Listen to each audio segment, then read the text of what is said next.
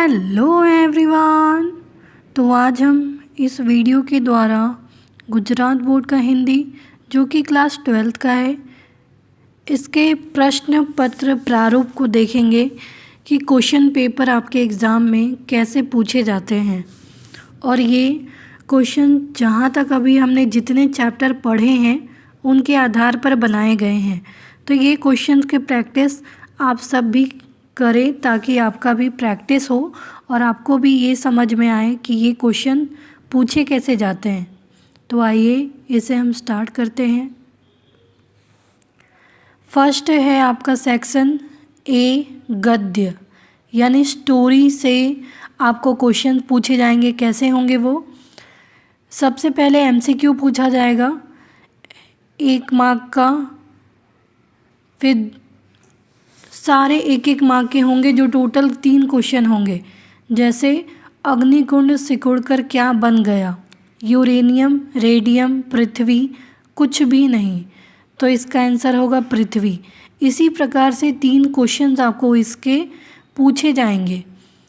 Second पूछा जाएगा कि कोई भी चैप्टर के नाम दिए रहेंगे और उसके कवि या लेखक के नाम आपको बताने होंगे। जैसे अकेली, नमक का दारोगा, ये 2 चैप्टर के नाम दिए गए हैं और 3 आपको कवि या कवित्री ऐसे नाम दिए गए हैं। इसमें से आपको मैच करना है कि कौन सा सही मैच है। जैसे अकेली का मनु भंडारी, नमक का दारोगा मुंशी प्रेमचंद। नेक्स्ट आपसे ये पूछा जाएगा कि निम्नलिखित प्रश्नों के उत्तर एक एक वाक्य में लिखें। इस तरीके के 4 क्वेश्चन आपको पूछे जा सकते हैं। अगर कुछ क्वेश्चंस में चेंज भी आए तो भी आपको इतना प्रॉब्लम नहीं आएगा, क्योंकि आपने सारा कोर्स जो है, सारा सिलेबस आपने पढ़ रखा होगा। तो कहीं से भी कोई भी क्वेश्चन पूछे जाएं आपको प्रॉब्लम नहीं होनी चाहिए। सेकंड है निम्नलिखित प्रश्नों के उत्तर 2-3 वाक्य में लिखिए। ये 4 क्वेश्चन है, उसमें से आपको 3 करने हैं जो कि पर क्वेश्चन 2 मार्क का होगा। और एक क्वेश्चन के लिए आपको ऑप्शन भी दिया जाएगा कि आप ये नहीं तो ये क्वेश्चन अटेम्प्ट कर सकते हैं। नेक्स्ट है निम्नलिखित प्रश्नों के उत्तर 7-8 वाक्यों में लिखें। ये आपको 3 क्वेश्चन पूछे जाएंगे जिसमें से 2 आपको करने हैं। ये 5 मार्क के क्वेश्चन होंगे। तो चैप्टर को समझना, डिटेल में अच्छे से लिखना, ये इम्पॉर्टेंट है। जब तक आप चैप्टर ही नहीं समझेंगे तो क्वेश्चन को कैसे लिख पाएंगे। तो क्वेश्चन के आंसर को अच्छे से लिखने के लिए आपको सबसे पहले चैप्टर को समझना पड़ेगा।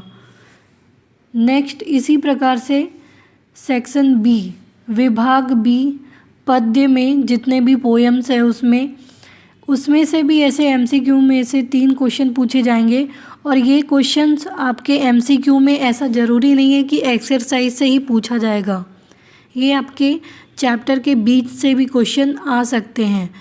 तो आप चैप्टर को अच्छे से समझें, नहीं तो आपको एग्ज़ाम में प्रॉब्लम हो सकती है। क्योंकि आप अगर सिर्फ़ और सिर्फ एक्सरसाइज ही करके जाओगे, यानी अभ्यास कार्य ही करके जाओगे और क्वेश्चन बीच से आ गए चैप्टर के, तो फिर आपको प्रॉब्लम हो सकती है। इसीलिए आप पहले पूरे चैप्टर को अच्छे से समझ लें।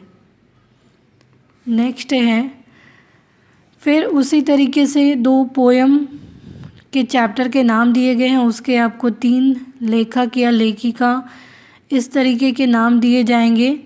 जैसे भारत शीर रत्न और जो बीत गई सो बात गई। तो हमने देखा था कि भारत शीर रत्न जयशंकर प्रसाद और जो बीत गई सो बात गई हरिवंश राय बच्चन जी ने लिखा है।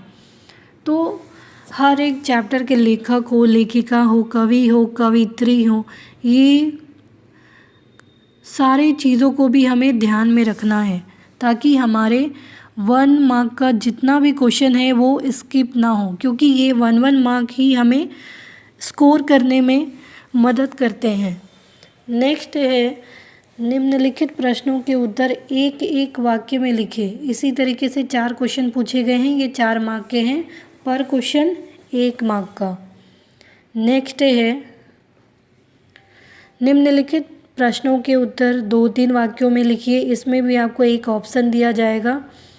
टोटल 3 क्वेश्चन इसमें करने हैं आपको। नेक्स्ट है निम्नलिखित प्रश्नों के उत्तर 7-8 वाक्यों में लिखें।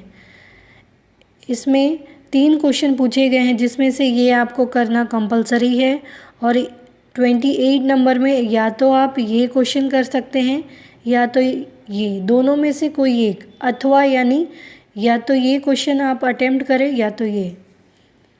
इसी तरीके से सेक्शन सी में देखते हैं जो कि ग्रामर है और प्रयोजनमूलक, जो चैप्टर्स के बीच में जो चैप्टर दिए गए हैं प्रयोजनमूलक, विश्वकोश है, शब्दकोश है, इनमें से भी क्वेश्चन पूछे जाते हैं।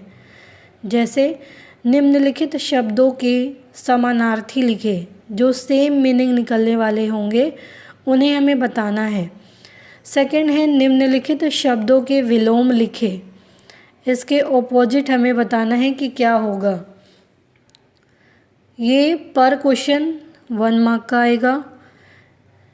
नेक्स्ट है निम्नलिखित शब्दों के तत्सम रूप लिखना। तत्सम रूप कहने का मतलब है ये हिंदी में यानी तद्भव दिया है आपको इसका तत्सम, यानी संस्कृत में इसे क्या कहते हैं, जैसे काम को कर्म, पत्ता को पत्र, तो इस तरीके से हमें लिखना है। फिर निम्नलिखित शब्दों से प्रत्यय अलग करके लिखें।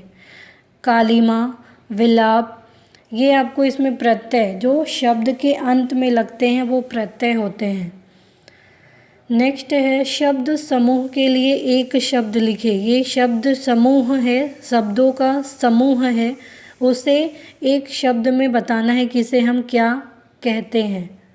ये सारे हम लोग करेंगे नेक्स्ट वीडियो में।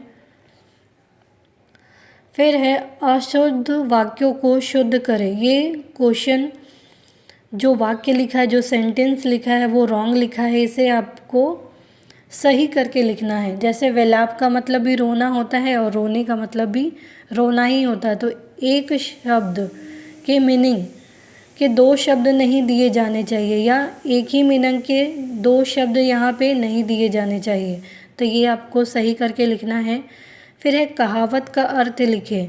अंधों का हाथी, ये कहावत है, इसके अर्थ आपको बताने हैं। मुहावरों का अर्थ लिखकर वाक्यों में प्रयोग करें। तो इसमें हमें ध्यान रखना है कि मुहावरे का अर्थ भी लिखना है प्लस इसके वाक्य में प्रयोग को भी बताना है, यानी इससे वाक्य भी बनाकर बताना है। बहुत सारे लोग भूल जाते हैं, इसके सिर्फ अर्थ को लिखते हैं और वाक्य बनाना भूल जाते हैं, तो इस चीज़ में हमें ध्यान रखना है। फिर है निम्नलिखित प्रश्नों के उत्तर लिखिए। इसमें से 4 क्वेश्चन जो कि प्रयोजनमूलक हिंदी से पूछे गए हैं, इसे भी हमें ध्यान में रखना है और ये आपके 1 मार्क के क्वेश्चन ही ज़्यादातर पूछे जाते हैं।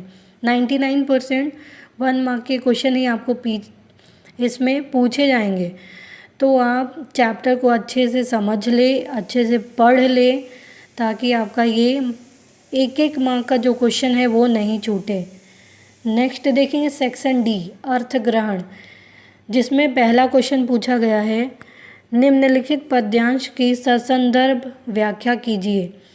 कहने का मतलब है कि ये जो पोयम हमने पढ़ा है या अलग से भी इसे पूछ सकता है, जैसे बाढ़ की संभावनाएं से ये 2 लाइनें ली गई हैं, तो इसको पूरा आपको डिटेल में बताना है, एक्सप्लेन करना है, व्याख्या करनी है कि ये 2 लाइन का मीनिंग क्या है, ये कौन से चैप्टर से ली गई है, इसके कवि कौन है, ये सारे आपको डिटेल में बताने हैं अगर चैप्टर से पूछा जाए तो। नेक्स्ट है अपठित गद्यांश को पढ़कर 1/3 में सारांश लिखकर उचित शीर्षक दीजिए। सारांश कहने का मतलब है समरी। आपने जो भी इतना पढ़ा उसके क्या मीनिंग, आपको क्या समझ में आया वो लिखना है। इसमें हमें ये नहीं करना है कि अगर इसको हमको 1/3 में, मतलब इसको छोटा करके लिखना है तो 2-3 लाइन हमने कट कर दी और सारे हमने कॉपी कर दी, ऐसे हमें नहीं लिखना है। हमें पूरे इसको गद्यांश को अच्छे से पढ़ना है और क्या क्या मेन पॉइंट है, क्या क्या इसमें मेन या मुख्य बिंदु आपको लगे वो एक साथ लिखना है और इसके शीर्षक भी देना है। शीर्षक यानी हेडिंग, टाइटल देना है आपको कि इसका टाइटल क्या अच्छा हो सकता है। तो ये शीर्षक देना आप नहीं भूलें, नहीं तो आपका 1 मार्क वहीं पे कट हो जाएगा। नेक्स्ट है गद्यांश को पढ़कर पूछे गए प्रश्नों के उत्तर लिखिए। नेक्स्ट ये गद्यांश दिया गया है, इसके आधार पर इसे पढ़ना है और इसके आधार पर ये क्वेश्चन पूछे गए हैं, आपको इसके आंसर लिखने हैं और परिच्छेद के उचित शीर्षक यानी टाइटल भी आपको लिखना है कि क्या उचित शीर्षक इसका हो सकता है। नेक्स्ट है विभाग ई यानी लेखन कार्य, जिसमें से कहानी लेखन आता है। ये कुछ पॉइंट दिए गए हैं, इससे आपको रिलेट करके आपको पूरा कहानी बताना है और कहानी का उचित शीर्षक क्या हो सकता है ये भी हमें बताना है। जैसे हिंट दिया गया श्याम और माता पिता, सुखी परिवार, श्याम हमेशा मोबाइल पर लगे रहता, कान में ईयरफोन डाले, माता पिता का मना करना, मना करना, श्याम का ध्यान न देना, सड़क पार करना, कान में ईयरफोन लगाकर सड़क पार करना, फिर दुर्घटना होना, इससे आपको क्या सीख मिली वो लिखना है, प्लस इसके शीर्षक को भी लिखना है, क्या टाइटल इसका हो सकता है।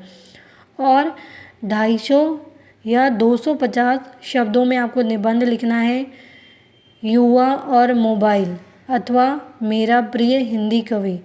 तो इसमें आप ये लिख सकते हैं कि इस प्रकार से आपको क्वेश्चन एग्ज़ाम में पूछे जाते हैं। तो उम्मीद है कि ये क्वेश्चन आपको समझ में आए होंगे कि किस प्रकार से एग्ज़ाम में आने वाले हैं। तो आपको अगर ये वीडियो समझ में आया हो तो प्लीज़ आप इस वीडियो को लाइक करना, सब्सक्राइब करना, कमेंट करना ना भूलें। Thank you.